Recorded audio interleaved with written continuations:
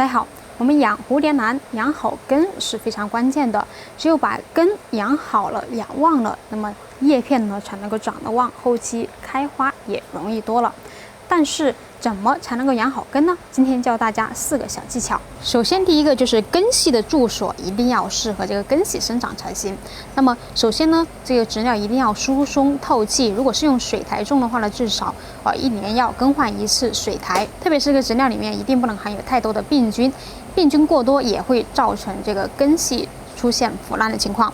那么杀灭盆土里面病菌呢，我们就可以用土壤专用的杀菌剂厄梅尼，1个月灌1次根就能够有效防根腐。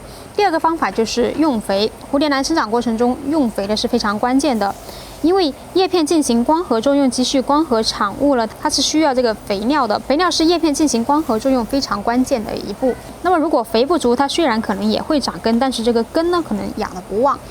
那么适当的追肥就非常关键。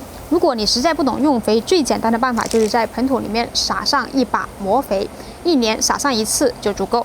第3就是水分，可以适当的偏干养护，有利于它发新根，但是呢也不能够太干，太干呢根系很容易因为缺水而干枯。我们最好就保证盆土在7天之内有一个干湿循环，就是说在7天之内浇水之后，盆土能够干透，再来浇水就可以了。最后第4个技巧就是要适当的遮光，只要叶片不被灼伤，我们就尽可能的多给光照。充足的光照有利于叶片进行光合作用，回流到根茎部位，让它能够有更多的营养供给给这个植株发新根，那么它长出来的新根呢才会又多又旺。用上这4个小技巧，轻松养好蝴蝶兰的根，后期蝴蝶兰叶旺花也旺。好了，本期节目分享到这里，我们下期再见。